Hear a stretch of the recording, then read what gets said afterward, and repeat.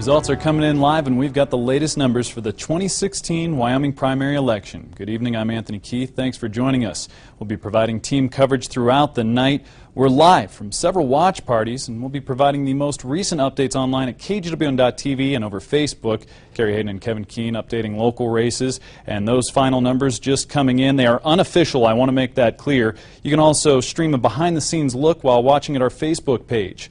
We start with the most important race for the Cowboy State, the U.S. House seat, with Cynthia Lummis not seeking re-election and 9 candidates vying to replace her in Washington. If you'll recall, Charlie T. dropped out months ago. Rex Ramel dropped out, throwing his support behind Darren Smith. Talking about the Republicans here, and Liz Cheney coming out on top. CBS News Channel 5 projecting that Liz Cheney, with 40% of the vote and 100% of the precincts reporting, has claimed victory. Leland Christensen, not too long ago, putting out a statement congratulating his opponent Liz with 22% of the vote. Tim Stupson with 17% and just over 14,000 votes.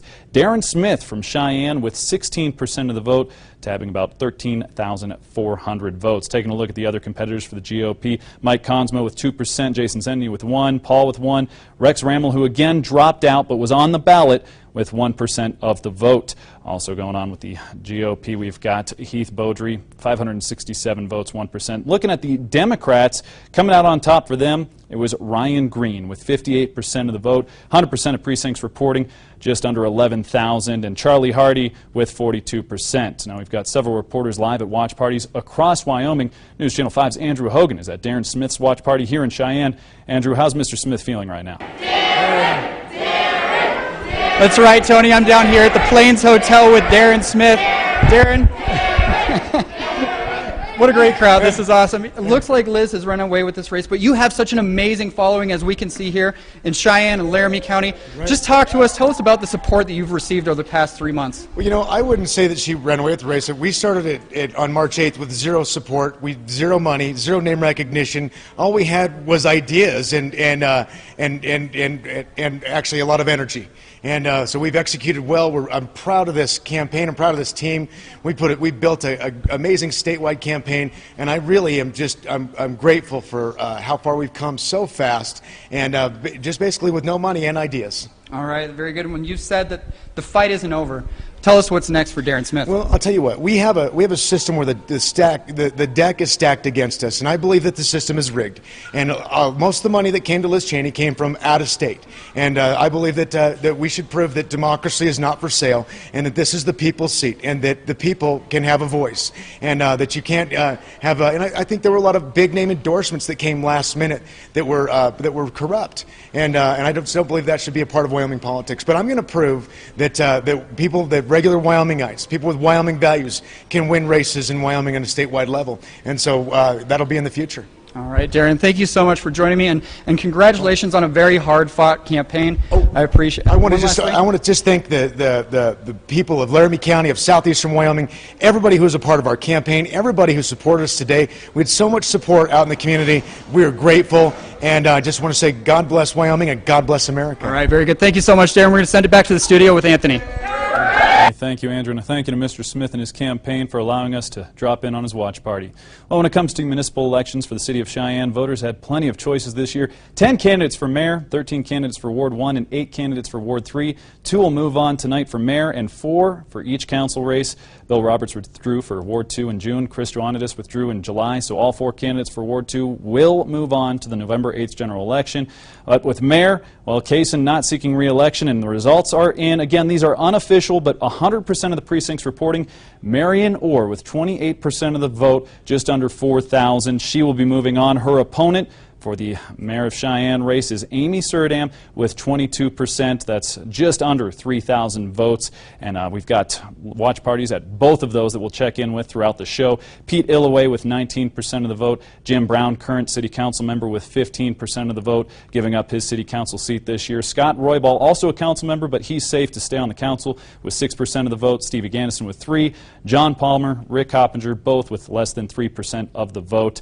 And again, this was a very crowded race. Wanted to mention that as we move on to the next graphic on who is running. Rex Wild with 1% of the vote, and Albert Ramza with 1% of the vote. We've got our reporter Mariah Ellis out with Marion Orr at the Cheyenne Regional Airport right now. And Mariah, what can you tell us? First, second fly. Hey, Anthony, you were out.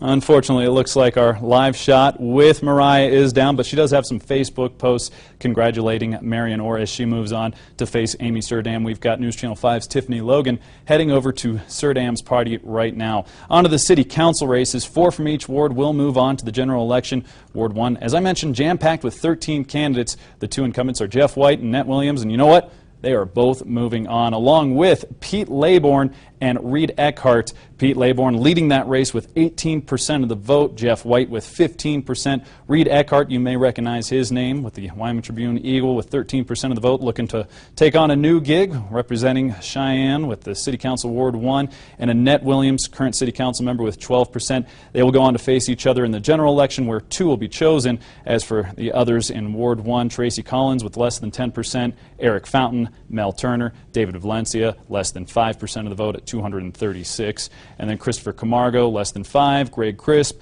Rosalie Regensburg, along with Callie Terse, all less than 5% of the vote in the 100s and 200s, and rounding that out is Jordan Allen with 2%, 129 of the votes. And of course, everyone from Ward 2 is moving on tonight, so we're going to jump to Ward 3, where half of the candidates are moving on.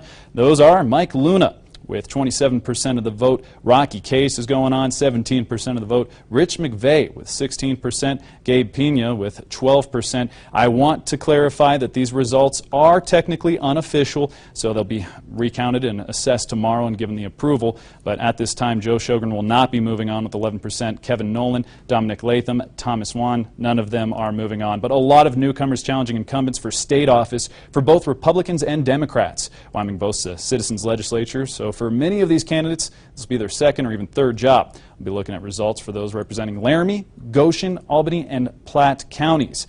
On to the statewide races. Well, it looks like Sue Wilson, the incumbent, will be moving on with 75% of the vote, 100% of the precincts reporting, so she is going to hold on to her seat. Possibly, we'll find out in the general election when she goes up against the Democrats. As for House District 8, Bob Nichols is moving on with 55% of the vote, and Larry Wolf not going ahead. We'll move on to the next race. That's Landon Brown with 63% of the vote, more than 800 with 100% precincts reporting. This is State House District number 9. So Landon Brown is getting the go-ahead. As for the next race, John Eklund, 78%, more than 1,300 of the votes for State House District number 10. As for State House District number 12, 2 newcomers. It is too close to call right now. We aren't clarifying a winner. We've got 368, 263 with 100% precincts reporting. But again, I would like to clarify that we're not going to call that race at this time, so we'll check in with that tomorrow morning.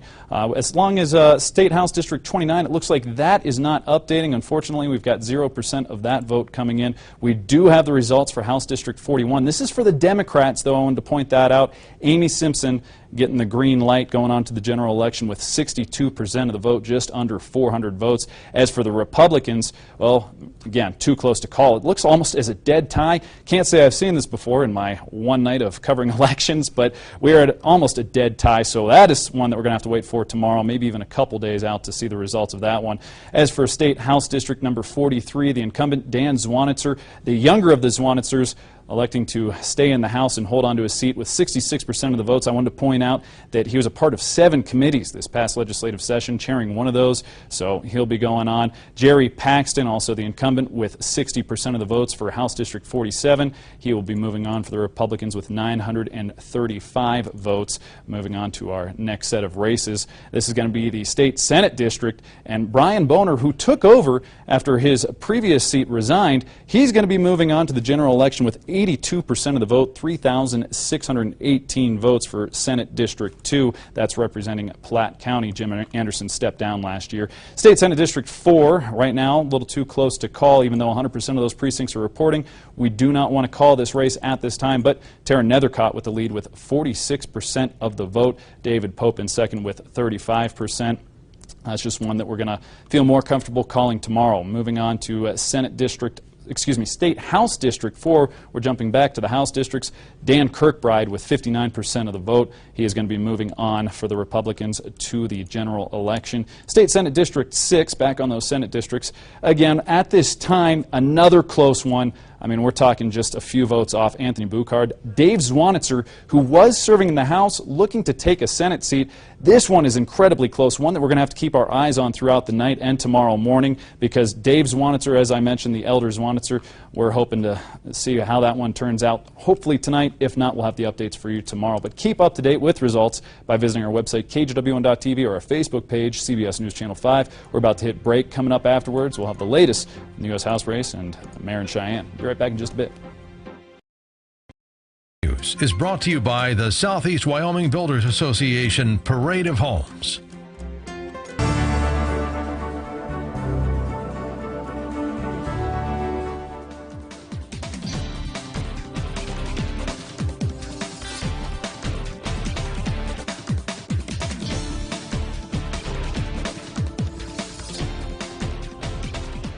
Welcome back, and thanks for sticking with us as we cover the Wyoming primary election for 2016. We've already given a lot of those results, and a quick look again at the U.S. House for the Republicans and the Democrats. We'll pull those graphics up. Liz Cheney getting the green light to move ahead to the general election with 40% of the vote, 100% of the precincts reporting. We called this race about an hour ago. Leland Christensen in second place with 22%. He will not move on, but he did throw out a gracious congratulations to Liz Cheney. Tim Stupson in third with 17%. Darren Smith from Cheyenne, 16%.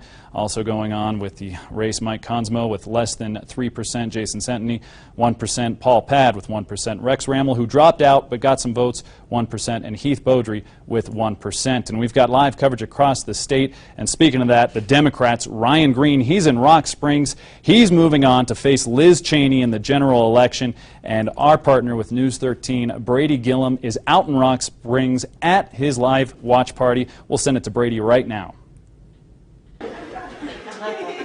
Good evening, Anthony. I'm here in Rock Springs at Mr. Green's election night party, and where he has a lot of his supporters behind me. As you can see, all night they've been very excited watching the election returns come in. There's been a big TV behind me, and as you can see, there's a big crowd as well. So right now I'm going to bring in the candidate himself, Mr. Green. Congratulations. Thank you so much. Yeah, So, first of all, I want to ask you about the election. It's less than 3 months away. What do you have to do to win this race? well, we've got a lot of work to do, but we're going to continue to do what we have been doing, going to every city, meeting with voters, talking and listening about their expectations. We've got to get out there.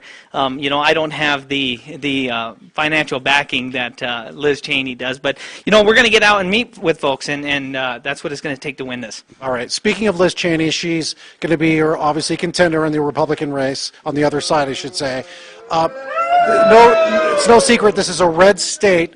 Many more registered Republicans than Democrats. What do you have to do to win over the Republican voters in this state? Well, absolutely. This race just became Wyoming versus Washington, and so we're going to work obviously to earn every vote out there, and we're going to show this state and the nation that this state is not for sale. Yeah. Okay. When I interviewed you back in August, you said that you're kind of a centrist based on your views. What are those centrist views for the people who have never met you, don't know you? Yeah, there are a lot like Governor Dave Friedenthal or Governor Sullivan, balancing energy production with conservation, and Second Amendment. It's important to everybody here in Wyoming. So these are the values that we're going to take with us, and we're going to take that on the road. And that's what Wyoming's looking for: answers that directly lie in the middle, not too far left or not too far right. All right. Well, congratulations Thank again. you so much. Well, Anthony, you can see it's a big crowd behind me. As a side note, I was at a polling place earlier today here in Rock Springs, and they said that the voter turnout was huge for this type of race. I don't know if you can hear me with all these people from here behind me, but reporting live from Rock Springs, I'm Brady Gillum. Brady handling the crowd well. Thank you, Brady. A lot of people are asking about the Laramie County Commissioners race. I wanted to mention we're not covering any uncontested races. All 4 county commissioners are moving on. As for the Cheyenne mayoral race, well, only 2 are moving on. We'll take a look at that. Marion Orr, with 28% of the vote, is going ahead to the general election, as is Amy Suridam with 22% of the vote, 3% more than Pete Illoway, so it was a very close race there at the end. Again, these are unofficial results, but at this time, those 2 at the top are moving on. Jim Brown He's got 15% of the vote. As for the others in this race, we've got Scott Roybal with 6%. He'll hold on to his city council seat at this time. Stevie Gannison with less than 5%, as was John Palmer, Rick Coppinger, and then, of course, the final two running, Rex Wild with 1% and Albert Ramza. And News Channel 5's Tiffany Logan is currently at one of the watch parties for those moving on. Really not a watch party, but her home. Amy Surdam is going up against Marion Orr. We'll send it to Tiffany now. Hey guys, I am joined here by Amy Surdam, who just found out that she is going through to the general election. Congratulations on that. Thank you. And I'm sure it's been a long day for you. How are you feeling about tonight's results? I feel great. I feel so honored to be one of the top two making it through the general election. And we've had watch parties here tonight. We have some friends and family behind us still. There was a big crowd out here earlier. What would you say to your friends and families? What would you say to the voters who voted for you? Thank you. I just really want to give a heartfelt thank you to everyone who supported me and everyone who voted today, and my friends and family. I would not be here without them, and I just feel such a huge amount of gratitude, and I'm so thankful for all of the voters who showed up today to vote. It's a huge privilege and honor to vote and live in a democracy, and I appreciate everyone's efforts today. All right. Well, thank you so much, Amy Surdam. What do you guys think about tonight's result? Reporting live from Cheyenne, Tiffany Logan, News Channel 5. Thank you, Tiffany. Of course, she'll be facing, as you mentioned, she'll be facing Marion Orr. And we're going to try to check in with Marion Orr's watch party over at the airport again a little later on in the show. But we're about to hit break. Coming up next, we're taking a break from politics. After the break, Crystal Harper has a look at tonight's forecast.